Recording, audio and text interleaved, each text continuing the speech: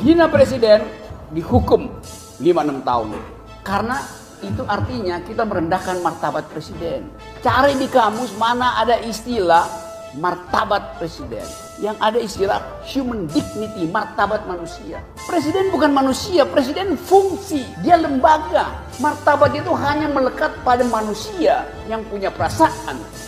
Presiden nggak boleh punya perasaan.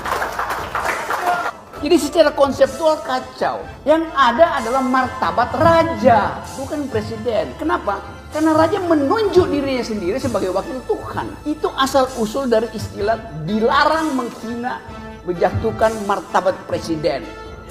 Kan dianggap dulu presiden itu sejajar dengan raja. Kemudian hilang istilah itu karena demokrasi itu.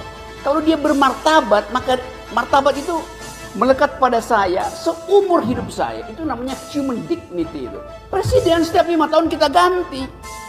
Ngapain dia harus kita kasih martabat? Dia bisa kita ganti kok. Lalu ada juga yang protes begini. Mengapa toh harus ada pasal itu?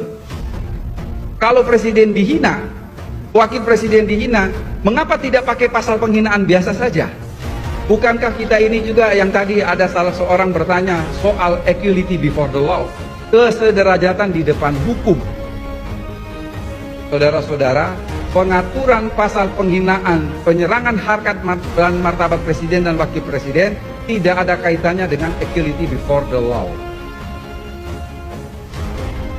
Kalau yang bertanya mengatakan itu salah satu bentuk diskriminasi, mengapa tidak diserahkan kepada pasal penghinaan biasa saja? Maka saya kembali bertanya, kalau begitu kita hapus saja pasal mengenai makar. Kan makar itu antara lain adalah pembunuhan terhadap presiden dan wakil presiden. Mengapa kita tidak pakai pasal pembunuhan biasa saja? Karena apa? Presiden dan wakil presiden itu adalah primus inter pares, yang utama di antara yang sederajat. Jadi tidak bertentangan dengan equality before the law. Yang berikut, mengapa pasal penghinaan terhadap presiden kita pertahankan? Ini sebagai wujud konkret hukum pidana berfungsi sebagai pengendali sosial. Apa maksudnya pengendali sosial?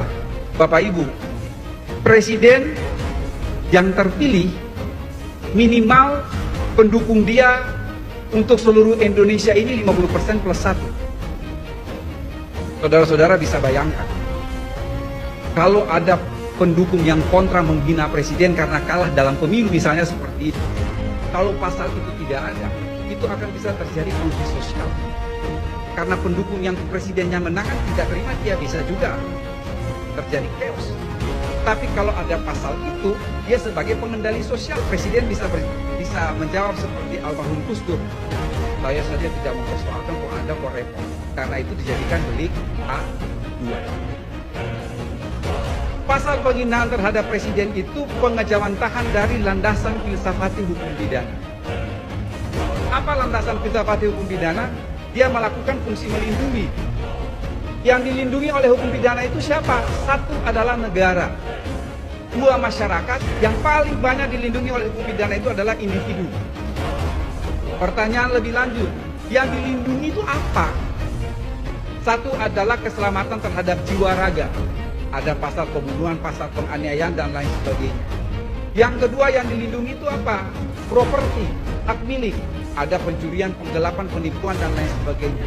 Yang ketiga yang dilindungi apa? Dignity, martabat. Makanya ada pasal pencemaran nama baik. Jadi penyerangan harkat dan martabat presiden itu adalah fungsi melindungi hukum pidana yang berkaitan dengan harkat dan martabat pejabat negara. Dalam konteks presiden dan wakil presiden, dia adalah personifikasi bangsa Indonesia.